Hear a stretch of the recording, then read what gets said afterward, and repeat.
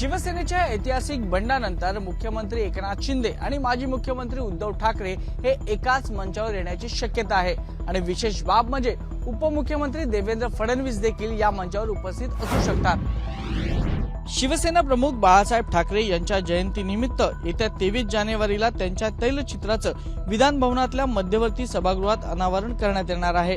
या कार्यक्रमाचं रीतसर निमंत्रण उद्धव ठाकरे यांना पाठवण्यात आलं आहे। शिवसेनेतल्या ऐतिहासिक बंडाच्या पार्श्वभूमीवर राज्यात सत्तांतर झालं, त्यानंतर एकनाथ शिंदे आणि उद्धव ठाकरे यांच्या मनात एकमेकांविषयी कटुता निर्माण झाली आहे। त्यामुळे मुख्यमंत्री आणि उपमुख्यमंत्री यांच्यासोबत उद्धव ठाकरे गेल्या 6.5 महिन्यांमध्ये एका व्यासपीठावर किंवा विधान भवनातही एकत्र आलेले नाहीत। त्याच पार्श्वभूमीवर शिवसेना प्रमुखांच्या तैलचित्राच्या अनावरणासाठी शिंदे, फडणवीस आणि ठाकरे हे एकाच मंचावर येणार का याची राजकीय वर्तुळात सध्या उत्सुकता आहे।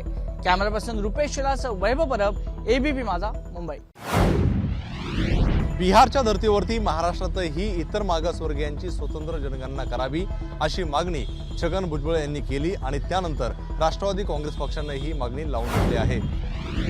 ओबीसी नेते छगन भुजबळ यांनी मुख्यमंत्री एकनाथ शिंदे आणि उपमुख्यमंत्री देवेंद्र फडणवीस यांना पत्र लिहून बिहारच्या धर्तीवर इतर मागासवर्गीयांच्या स्वतंत्र जनगणनेची मागणी केली होती। बिहारमध्ये नुकतीच जातीनिहाय स्वतंत्र जनगणना सुरू झाली असल्याचा दाखला भुजबळांनी आपल्या पत्रात दिला आहे।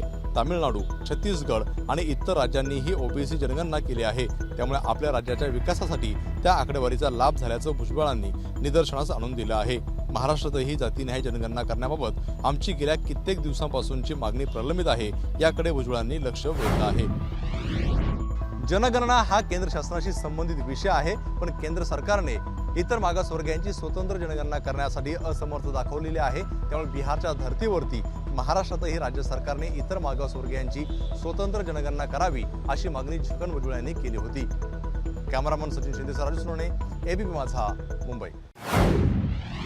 मुंबई महापालिकेच्या कोरोना काळातील कोरोना संदर्भातील खर्च सोडून इतर सर्व कामांची कॅगकडून चौकशी सुरू राहणार आहे। मुंबई महापालिकेची निवडणूक आणि राज्याचा अर्थसंकल्प सादर होण्याआधी कॅग आपला अहवाल सादर करणार आहे। बीएमसीतील सर्व कामांची कॅग चौकशी व्हावी अशी काँग्रेस, भाजप आणि मनसेची मागणी आहे। पण कोरोना काळात कोरोना संबंधित कामाच्या चौकशी संदर्भात राज्य सरकार विधी आणि न्याय विभागाचा सल्ला घेत आहे। पण सध्या तरी कोरोना काळातील कोरोना संबंधित कामं सोडून इतर कामावरील खर्चाचं ऑडिट सुरू ठेवावं अशा सूचना राज्य सरकारकडून करण्यात आल्या आहेत। साथरोग अधिनियम कायद्याच्या तरतुदीनुसार कोरोना कामाच्या टेंडरवर प्रश्नचिन्ह उपस्थित केले जाऊ शकत नाही, त्यामुळे या कोरोना कामाची चौकशी करणं कॅग अधिकाऱ्यांना अवघड जात आहे। कॅमेरामन अरविंद वर्गेसह मी वेदांत नाईब, एबीपी माझा, मुंबई। आयसीआयसीआय बँकेच्या माजी सीईओ चंदा कोचर आणि त्यांचे पती दीपक कोचर या दोघांना मुंबई उच्च न्यायालयानं मोठा दिलासा दिलाय। व्हिडिओकॉन लोन घोटाळा प्रकरणात सीबीआयनं केलेली अटकेची कारवाई बेकायदेशीर ठरवत हायकोर्टानं या दोघांना तात्काळ 1 लाख रुपयांच्या रोख जामिनावर सोडण्याचे आदेश दिलेत। तपासात सर्वतोपरी सहकार्य करत असतानाही सीबीआयनं केलेली ही अटकेची कारवाई बेकायदेशीर होती। तसंच ही अटक करताना सीबीआयनं अनेक गोष्टींची पूर्तता केली नसल्याचं हायकोर्टानं आपल्या निकालात स्पष्ट केलंय। मात्र सोमवारी सकाळी हायकोर्टानं जामीन मंजूर करूनही सोमवारची रात्र कोचर दाम्पत्याला कारागृहातच काढावी लागली, कारण हायकोर्टाच्या निर्देशानुसार मुंबई सत्र न्यायालयातल्या सीबीआय कोर्टानं दिलेली रिलीज ऑर्डर ही वेळेत कारागृहात पोहोचू शकली नाही। चंदा कोचर या सध्या भायखळ्याच्या महिला जेलमध्ये, तर दीपक कोचर हे आर्थरोड कारागृहात आहेत। या दोघांची आता मंगळवारी जेलमधनं सुटका होईल। कॅमेरामन विजय देसाई साम्या राणे, एबीपी माझा, मुंबई। नागपूर शहर व जिल्ह्याच्या वीज वितरण प्रणालीचं काम खासगी कंपन्यांच्या हातात जाण्याची शक्यता आहे। टोरंट पॉवर लिमिटेड या खासगी वीज वितरण कंपनीने नागपूर सर्कलचा समांतर वितरण परवाना मिळावा यासाठी महाराष्ट्र राज्य विद्युत नियामक आयोगाकडे अर्ज केला आहे। आयोगाकडून 5 जानेवारीला त्यांचा अर्ज स्वीकारण्यात देखील आला। त्यानंतर टोरंट पॉवर लिमिटेडने वर्तमानपत्रात जाहिरात देऊन दाखल केलेल्या अर्जावर सूचना आणि हरकती मागवलेल्या आहे। टोरंट या कंपनीनं पुणे आणि पालघर जिल्ह्याच्या समांतर परवान्यासाठीही अर्ज केला आहे। राज्य सरकार खासगीकरणाच्या विरोधात असलं तरी महाराष्ट्र विद्युत नियामक आयोगाची भूमिका ही खासगीकरणाच्या दिशेने असल्याचं पाहायला मिळत आहे। कॅमेरामॅन व्यंकटेश नायडूसह तुषार कोहळे, एबीपी माझा, नागपूर। माहीमच्या सेंट मायकल चर्च नजीकच्या स्मशानभूमीमध्ये तब्बल 18 क्रॉसची तोडफोड करणाऱ्या संशयित व्यक्तीचा वैद्यकीय अहवाल प्रसिद्ध करा अशा पद्धतीची मागणी मुंबई पोलिसांकडे होऊ लागली आहे। राष्ट्रवादी काँग्रेसचे राष्ट्रीय प्रवक्ते क्लाइड क्रॅस्टो यांनी ट्विट करून ही मागणी केली आहे। या प्रकरणात मुंबई पोलिसांनी रविवारी नवी मुंबईतून दाऊद इब्राहिम मोहम्मद हारून कुरेशी नावाच्या 22 वर्षाच्या तरुणाला अटक केली आहे। हा संशयित आरोपी मानसिकदृष्ट्या अस्थिर असल्याचं मुंबई पोलिसांना म्हटलं आहे। या संपूर्ण प्रकरणामध्ये राजकीय हस्तक्षेप तर नाही ना, अशा पद्धतीचा संशय निर्माण झाला होता। त्यामुळं लवकरात लवकर ज्या संशयिताला अटक केली आहे त्याचा वैद्यकीय अहवाल मुंबई पोलिसांना प्रसिद्ध करावा, अशा पद्धतीची मागणी राष्ट्रवादीचे प्रवक्ते क्लाइड क्रॅस्टो यांनी केली आहे। कॅमेरामन उत्तम कुटियार, निलेश बुधावले, एबीपी माझा, मुंबई। नांदेडमध्ये पोलीस भरतीची मैदानी चाचणी सुरू असताना एका उमेदवाराकडे स्नायूवर्धक उत्तेजक आणि इंजेक्शनची सिरीज आढळून आली। या उमेदवाराला वजीराबाद पोलिसांनी ताब्यात घेतलं असून त्याची वैद्यकीय तपासणीचा अहवाल येणं अद्यापही बाकी आहे। नांदेडच्या पोलीस मुख्यालयात भरतीसाठी आलेल्या उमेदवारांची बायोमेट्रिक चाचणी पूर्ण करून त्यांना शारीरिक चाचणीसाठी मुख्य मैदानात सोडण्यात येत होतं। त्या दरम्यान एक उमेदवार लघुशंकेचं कारण सांगून टॉयलेटच्या दिशेनं गेला। त्यावेळी बंदोबस्तासाठी तैनात असलेल्या पोलिसांना त्या उमेदवाराचा संशय आला। त्यामुळे त्या उमेदवारावर लक्ष ठेवून त्याची तपासणी करण्यात आली। त्यावेळी त्याच्याजवळ ऑक्सी बूस्टर नावाच्या उत्तेजकाची बाटली आढळून आली। त्यानंतर या उमेदवाराची वैद्यकीय तपासणी करण्यात आली। राज्यात दीर्घ काळानंतर पोलीस भरती होते आणि त्यामुळं एक जागेसाठी तीव्र अशी चुरस आहे। मात्र त्यामुळे जर उमेदवार उत्तेजक घेत असतील तर त्याला रोखायचं कसं, हा मोठा प्रश्न आहे। कारण सरकारकडे अद्यापही तशी कोणतीही यंत्रणा नाहीये। कॅमेरा पर्सन अयुब कागदीसह आफताब शेख, एबीपी माझा, सोलापूर। रायगड जिल्ह्यातील पोलीस भरतीच्या दरम्यान 2 उमेदवार आणि 1 व्यक्ती अशा तिघांना ताब्यात घेण्यात आलेलं आहे। या तिघांकडे गोळ्या आणि जे इंजेक्शन्स आहेत हे उत्तेजक द्रव्य असलेले इंजेक्शन्स हे सापडून आलेले आहे। या सगळ्यामध्ये या तिघांचाही वैद्यकीय अहवाल घेण्यात आला असून या अहवालानंतरच त्यांच्यावर कारवाई करण्यात आली आहे। रायगड जिल्ह्यातील 272 जागांसाठी 3 जानेवारीपासून पोलीस भरती प्रक्रिया सुरू झाली आहे। या भरती प्रक्रियेतल्या 3 उमेदवारांकडे उत्तेजक द्रव्य आणि गोळ्या आढळून आल्यामुळे खळबळ उडाली आहे। या तिघांपैकी 2 तरुण हे पुणे जिल्ह्यातील तर 3रा तरुण हा अहमदनगरमधल्या असल्याची माहिती मिळाली आहे। वरसोली आणि नाईकाळी येथील कॉटेजमध्ये वास्तव्यास असलेल्या उमेदवारांकडे उत्तेजक द्रव्य आणि गोळ्या असल्याची माहिती पोलिसांना खबरांकडून मिळाली होती। त्या अनुषंगाने पोलिसांनी ही कारवाई केली आहे। पोलीस भरतीसाठी आलेल्या या दोन्ही उमेदवार आणि एका व्यक्तीकडनं या तिघांच्याही रक्ताचे नमुने मुंबई आणि नवी मुंबई येथे पाठवण्यात आलेले आहेत। या रक्ताच्या नमुन्यांची तपासणी करण्यात येणार असून आठवडाभरानंतर येणाऱ्या अहवालानंतरच त्यांच्यावर कारवाई करण्यात येणार असल्याचं पोलीस अधीक्षक सोमनाथ घारगे यांनी सांगितलं आहे। आशिष घरत, एबीपी माझा, रायगड। पुण्यातील 3 शाळांनी सीबीएसईची मान्यता असल्याचं बोगस प्रमाणपत्र मिळवल्याचं समोर आलं। त्यानंतर शिक्षण विभागाकडून या प्रकरणाची चौकशी सुरू झाली। या चौकशीत राज्यातील तब्बल 666 शाळा संशयाच्या भोवऱ्यात आल्याचं राज्याचे शिक्षण आयुक्त सूरज मांढरे यांनी म्हटलंय। राज्यातील या 666 शाळांची शिक्षण विभागाकडून चौकशी सुरू करण्यात आली आहे। या शैक्षणिक संस्थांची शाळा चालवण्यासाठीची प्रमाणपत्र खरी आहेत की बोगस आहेत याची पडताळणी करण्यात येते। पुण्यातील 3 शाळांबरोबरच आणखी 7 शाळांची प्रमाणपत्र बोगस असल्याचा संशय आहे आणि त्याबद्दलचा चौकशी अहवाल लवकरच सादर करण्यात येणार आहे।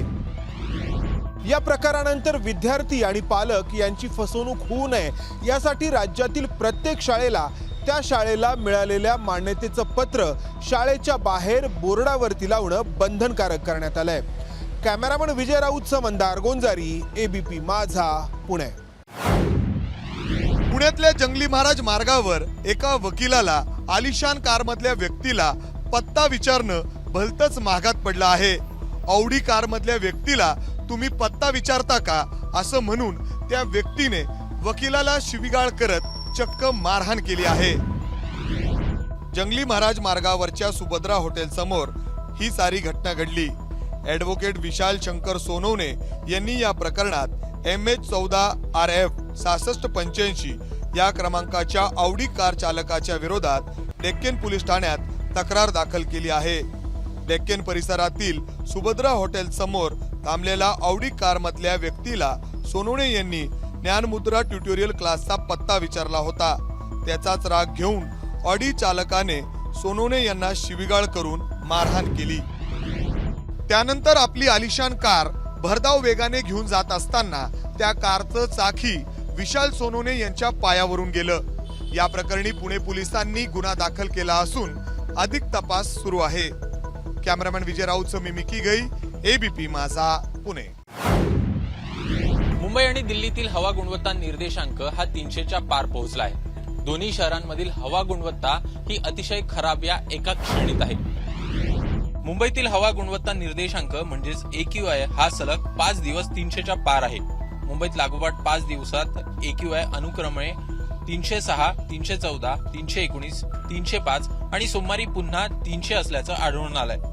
वाऱ्यांचा वेग कमी, निचांकी तापमान, ढगाळ वातावरण आणि अधिक आर्द्रता यात रस्त्यांवरील वाहनांच्या गर्दीत पडलेली भर त्यामुळे मुंबईतील हवा अधिक प्रदूषित झाली आहे।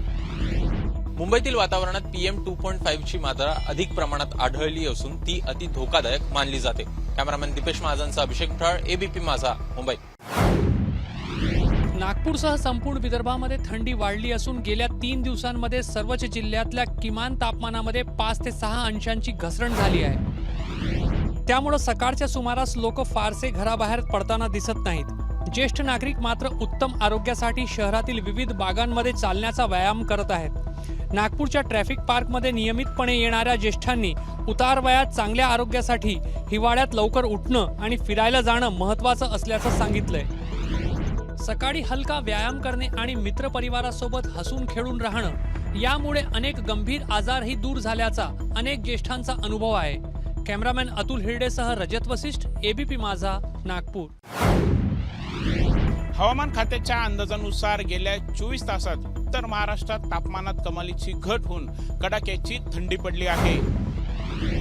नाशिक आणि निफाडच्या तापमानात 5 अंशांनी घसरण झाल्याचं पाहायला मिळत आहे। निफाडचं किमान तापमान 5 अंश सेल्सिअस असल्याचं आढळून आलं आहे। रविवारी निफाडचं तापमान 10 अंश सेल्सिअस इतकं होतं। नाशिकच्या तापमानातही कमालीची घट झाली आहे। नाशिकचं किमान तापमान 5 अंशांनी उतरून 8.7 अंश सेल्सिअस असल्याचं दिसून आलं। नंदुरबार जिल्ह्यातील डोंगराळ भागातही किमान तापमान 8 अंश सेल्सिअस पर्यंत उतरलंय। त्यामुळे वातावरणातील गारठा वाढला आहे। कॅमेरामन मयूर बारगजेसह प्रांजल कुलकर्णी, एबीपी माझा, नाशिक। अहमदनगरच्या पारनेर तालुक्यातील कोरठण येथील खंडोबाची यात्रा पाहण्यासाठी राज्यभरातून जवळपास 6 लाख भाविक हे दाखल झाले होते। 100 फुटाहून अधिक उंच अशा मानाच्या काठ्या हे या यात्रेचं वैशिष्ट्य आहे। बेल्हा आणि ब्राह्मणगावमधून आलेल्या मानाच्या काठ्या तर जवळपास 150 फूट उंच होत्या। लाखोंच्या संख्येनं आलेले भाविक आणि मानाच्या काठ्या मंदिराच्या कळसाला आणि देवाच्या गाभाऱ्यात टेकवतात। 3 दिवस चालणाऱ्या या यात्रेत भंडारा आणि खोबऱ्याची उधळण करण्यात आली। कोरोनाच्या संकटानंतर यंदा पहिल्यांदाच यात्रा मोठ्या उत्साहात संपन्न झाली। कॅमेरा पर्सन प्रसादसह सुनील भुंगळ, एबीपी माझा, अहमदनगर। कोकणातल्या रिफायनरी विरोधकांनी आता थेट निवडणुकीच्या मैदानात उडी घेण्याचा निर्णय घेतला आहे। आगामी पंचायत समिती आणि जिल्हा परिषदेच्या निवडणुका लढवण्याचा निर्णय मुंबईत झालेल्या बैठकीमध्ये घेण्यात आला आहे। राज्यात नुकत्याच झालेल्या ग्रामपंचायत निवडणुकीत राजापूरमधल्या धाऊलवल्ली या गावात आपला सरपंच निवडून आल्याचा दावा रिफायनरी विरोधकांनी केला आहे। त्यामुळे स्थानिक स्वराज्य संस्थांच्या आगामी निवडणुकाही लढवण्याचा निर्णय रिफायनरी विरोधकांनी घेतला आहे। तसंच रिफायनरी प्रस्तावित भागांमध्ये असलेल्या कातळ शिल्पांचं संरक्षण आणि संवर्धन करण्यासाठीही राज्य शासनाकडे पाठपुरावा करण्यात येणार आहे। याआधी रिफायनरी विरोधकांनी रिफायनरीचं समर्थन करणाऱ्या कोणत्याही नेत्याला गावामध्ये प्रवेश न देण्याची ठोस भूमिका घेतली होती। त्यामुळं शिवसेनेला त्या गावांमध्ये शिवसंपर्क अभियान राबवता आलं नव्हतं। दरम्यान रिफायनरी विरोधकांनी निवडणुकीच्या रिंगणात उतरण्याचा निर्णय घेतल्यामुळं त्याचे राजकीय पडसाद कसे उमटतात हे पाहणं औत्सुक्याचं ठरणार आहे। कॅमेरामॅन महबूब शेखसह अमोल मोरे, एबीपी माझा, रत्नागिरी। कोल्हापुरातील पंचगंगा नदीचं पाणी पुन्हा एकदा प्रदूषित होऊन मासे मृत्युमुखी पडत आहेत। कोल्हापुरातील तेरवाड बंधारा आणि त्या परिसरामध्ये नदीपात्रात लाखो मासे मृत्युमुखी पडले आहेत। कोल्हापुरातल्या पंचगंगा नदीतील मासे मृत्युमुखी पडण्याचं सत्र दरवर्षी डिसेंबर आणि जानेवारी महिन्यामध्ये दिसून येतं। त्यावर प्रदूषण नियंत्रण मंडळाकडून कोणतीही कारवाई होताना दिसत नाही। त्यामुळेच हे मासे मृत्युमुखी पडत असल्याचा आरोप स्थानिक शेतकऱ्यांनी केला आहे। पंचगंगा नदीच्या प्रदूषणाला कारणीभूत असलेल्या कारखान्यांवर प्रदूषण नियंत्रण मंडळ नेमकं काय करणार असा देखील सवाल उपस्थित केला जातोय। पंचगंगा नदीचं प्रदूषित पाणी जनावरांना आणि शेतीसाठी योग्य नसल्याचं म्हणणं शेतकऱ्यांचं आहे।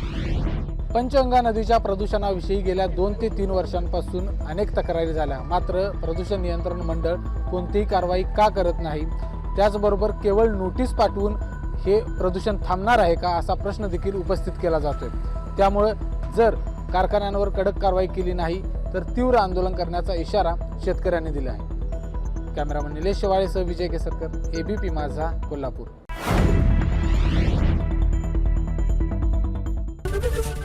एबीपी माझा, उघडा डोळे बघा नीट.